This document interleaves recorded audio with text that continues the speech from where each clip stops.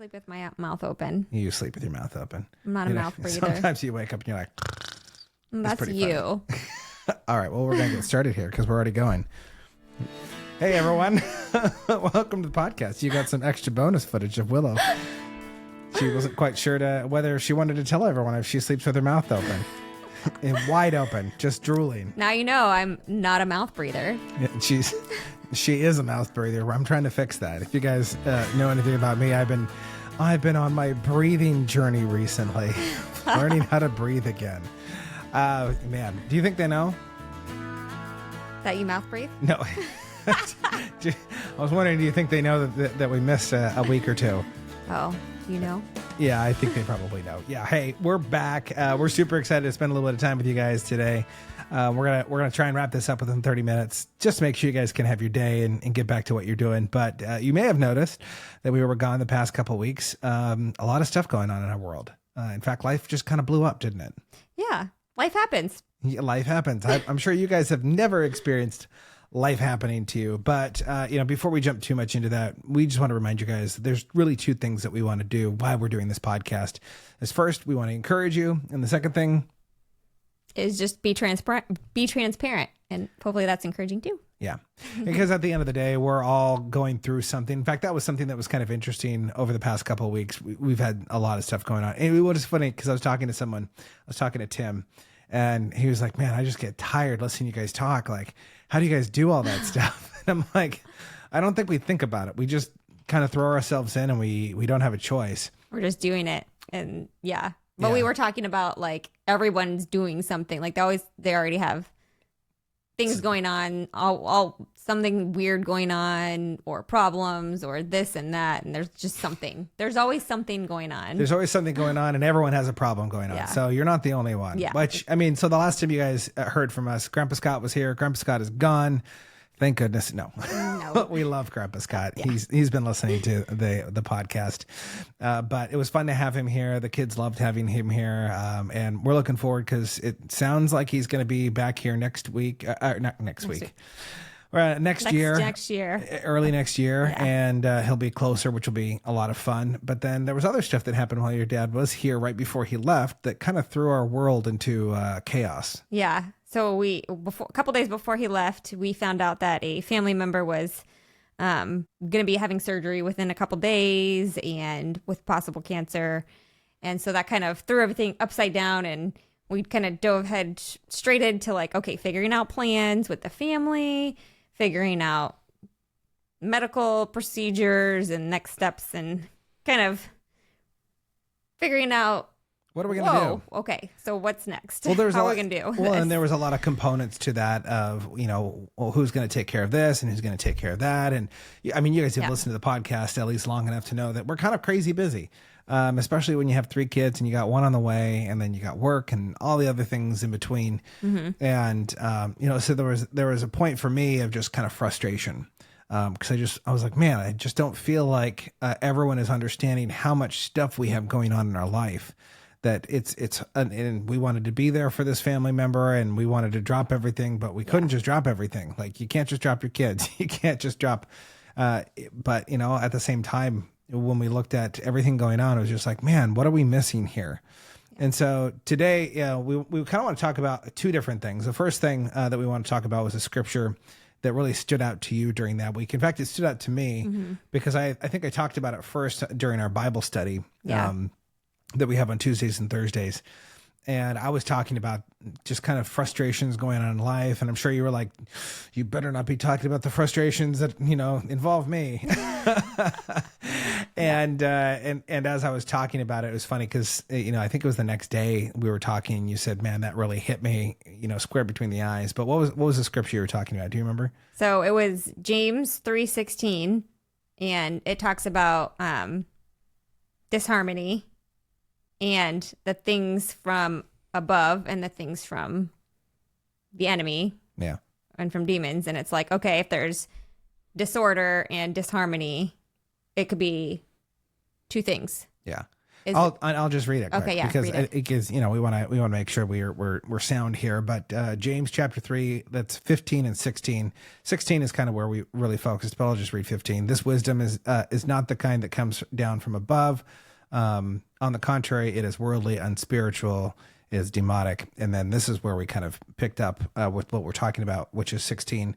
For where there are jealousy and selfish ambition, there will be disharmony and every foul practice. And the question that I posed to everyone on the call, and I think not only did I pose it to you, I posed it to myself, because the day before I was so frustrated with everything going on. I just felt like there's so much disharmony in our home and in our life. And I just looked around and I was like, what is going on? Like, this is so crazy. Like, we've been doing really well, and like things were they were tense. You were crying all the time. Like, well, it was like disorder in the way of like, oh, we're supposed to be all in for like our family. When something happens, why is it seeming like it's off? Yeah. And so really, as we kind of dove into this, for me, the first thing that I looked at was, so there's two things that happen. So when you look at your marriage, does your marriage have a lot of chaos going on right now in it? Is there a lot of drama or disharmony happening? And usually, I would say almost all the time, there's one of these two things that are happening. First, you have selfish ambition. And the second thing, you have jealousy. For me, it wasn't a jealousy thing. It was a selfish ambition thing. It's like, we're looking at everything. We have the podcast that's going on. And I'm like, we have so much going on right now. We can't possibly go and do this other thing. Like, we'll pick up pieces where we can, but we need other people to, pick up some of the weight. And there was a point for me where that frustration just melted. It was actually a Wednesday night. It was Wednesday night Bible study, I think, actually, because I was doing cameras and stuff. And I was there and I was so frustrated. And I just let it all kind of melt away. Actually, no, it wasn't Wednesday night Bible study. It was Sunday night worship. I was doing cameras for Sunday night worship. It was. You're right. And I was doing cameras and it just kind of hit me of just like, man, Nathan, you're being super selfish right now. And there was a pride piece to me there. I was like, okay, like no matter what happens, there are more important things than trying to get things out, trying to get the podcast out, which was one of my frustrations, full transparency. I was frustrated because I wanted to get this podcast out, but there was no time. There was literally no time for us to do it. You were tired. I was tired. I was tired. Every time we talk about doing it, you'd be bursting into tears like, just like that. But at the end of the day, I had to die to my own pride and selfish desire to kind of move ahead. And that's where I found myself. What about for you? Why did that hit you? Well, it came to like, the selfish thing as well, like the selfish ambition. Like, what are we trying to get out of this? And why is it just confusing? So I just felt like there was so much disorder, and how am I being selfish? I should like not even consider my own needs in this type of like circumstance. So yeah.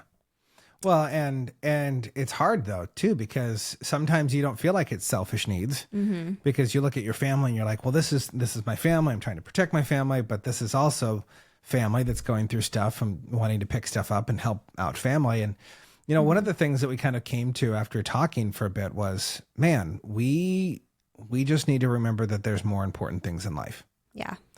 And that everyone is going through something. In fact, we learned a little bit that there was someone else in the family that was going through stuff, which is why they couldn't take on more stuff. Right. And I think that's kind of where like the jealousy piece comes from, where it's like, oh, well, if I had this situation, it would be so much easier. But yeah, and exactly with what you said, everybody else has got something else going on. And then you find out about it and it's like, oh, geez, now I feel terrible about trying to make things work differently to fit a circumstance that you picture in your mind, but you don't know. You make Willow's these assumptions. Always trying to scheme. She's always trying to scheme. But it's true though. Like we look at a situation, we try to figure out how can we make this work to our advantage, right? Or not even, well, yeah, to our advantage, but also like the best way that we see it. From our own perspective. Yeah. Like, oh, this is good for your situation because you have this, but really we don't always know what the other side or the other person or anybody else is actually going through. Yeah. Well, and one of those things during that time, like when all of this was kind of playing out, there was So it was that was a Saturday that we found out that this person was ill and they were going to go on to surgery on Sunday, and then Monday. Monday. Yeah. And then like, I'm looking at my schedule, and I had to be, I was going to be at the church on Sunday evening. And then on Monday evening, I was going to be doing swimming, and then it was school, and it was just one thing after the next. I mean, you guys know the schedule that we've talked about, and so I had to go back, and it was funny because at one point you're like, "Well, I just feel like you're doing all these things," and you're like, you get to go and talk to all these. I feel like you have all these friends, and you're talking to people, and it's kind of like a little bit of a rehash of what we were talking about, the previous week.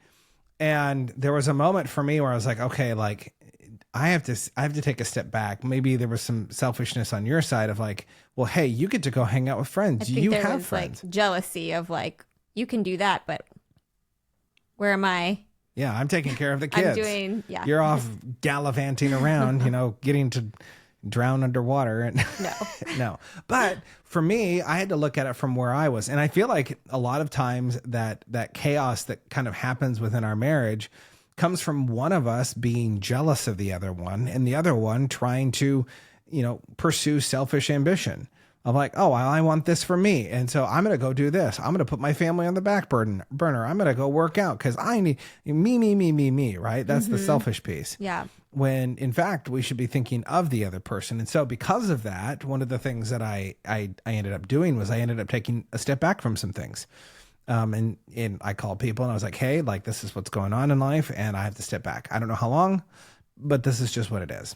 And, it's funny because as soon as I started to release some of the things that I was doing, I felt like there was some tension that was released between both of us. Yeah, there was definitely more peace and, harmony. It was more peaceful. And there was more like decisions that we can make together instead of like tense and, is it for your benefit or my benefit? Or it was like, no, this is the best for the situation. So it was just a much peaceful conversation and just, it just felt like, okay, this is right. And, we're okay with this. Yeah. And I think one of the other things too is because I was trying to figure out how you could flip that around. So like, rather than going after like selfish ambition and jealousy, to be selfless, which by the way, selfless means not thinking of yourself less, not thinking less of yourself, but thinking of yourself less. Yeah. And then you have the jealousy, which would be not being jealous of, but being jealous for, which is different, right? Jealous of, oh, I can't believe you have that. And being jealous for of like, oh man, I want the best for you. This is, I want this for you. And so can we be selfless and can we be jealous for our spouse? So that was a really huge thing that we kind of were going through over the past couple weeks. Yeah. But then there was other piece that kind of came up of all the chaos. We're exhausted because of everything that's going on. We're not getting very good sleep. What was the second thing that kind of was hitting you? The second thing was just rest. Rest. I don't know about you guys. Do you guys have a hard time resting? I have a hard time resting. I just want to keep going. I know. Let's just barrel through it. And it's hard to rest right when there's like a season of busyness. Like, okay, how are you supposed to rest? What does that look like? But it's just like trusting in God. Yeah. Especially when there are crazy things going on, like health things that are going on, and like the thing with the family member. And then we had stuff going on with the baby, like I need to get IV iron. The baby's small, so now we're like in this higher risk situation than we were even in. Which the IV iron thing was really like, that was super frustrating, irritating, because she goes to the doctor's appointment. They're like, okay, you need to have an IV of iron, and she's like, okay, like it's gonna take like an hour and a half with her appointment on top of other appointments, so she can be at like the hospital for like 4 hours. It's like a 4 or 5 hour like appointment. I'm like, which is ridiculous. So she schedules it. We have it all in. And then like, what was it, like a couple days before you were supposed to go in, she got this message like, hey, your appointment's been canceled because we have a shortage of iron in the state, and you're not considered high priority. Yeah. Yeah. Well, it's only for like emergency situations right now, but we'll call you if it comes back. Yeah. I was like, what in the world is going on? But it did. It came back. But it so did come anyways, back. that's just like with all those things, how do you rest and trust in God when it's like, Well, because you feel like you're supposed to be, like you got to do something, right? Yeah. And that's one of the hard things in your marriage is sometimes you feel like you have to do something in order to make it better. Yeah. And we've had this happen so many times where like one of us is frustrated and then the other one gets frustrated and we're both frustrated and we keep asking, well, what can I do? Tell me what I can do to make it better. Right. And we're like, I don't know, but what can I do to make it better for you? And then it's this back and forth thing. And sometimes I think we just need to rest. yeah, Right? Like I think the worst marriage advice I've ever heard, and I hear it all the time, is don't go to sleep angry with each other. Just stay up. I hate that advice. So if you've heard it, I'm sorry. My grandmother told us that when we were married.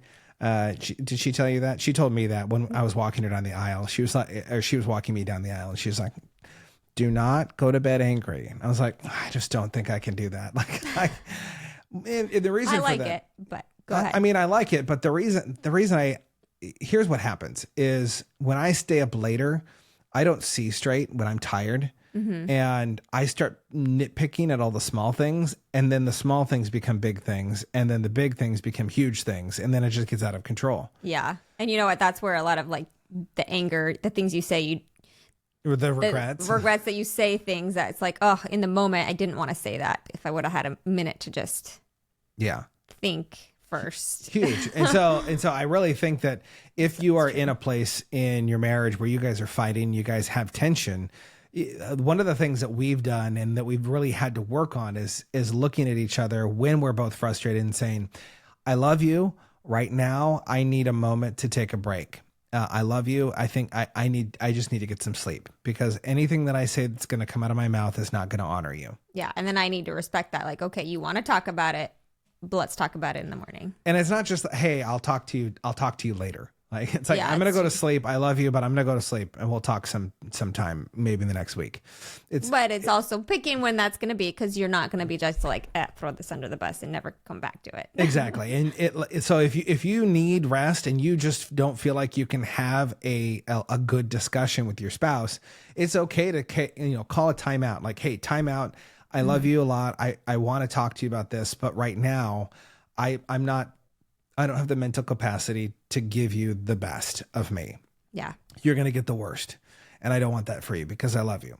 Can we do this tomorrow after I get off of work or tomorrow morning when we wake up when we're both fresh? Yeah. That's really one of the best things. So going back to the Sabbath thing, you brought up a really interesting concept that I thought was interesting. You actually wanted to check with me to see if, like, is this biblical? I don't even know. Yeah. What is that concept? So I was just this idea that God made Sabbath for man, not the other way around. Not man for Sabbath. Not man for Sabbath. So he rested on the seventh day when he was creating everything and then he made Sabbath for man. And so then there's this idea of like, did God make marriage for man? So that was my question. Like, is that an accurate statement? But he did. He designed marriage for man too, because he made a helper for Adam. And he was lonely. Because he needed a helper. So Go he figure. designed that marriage.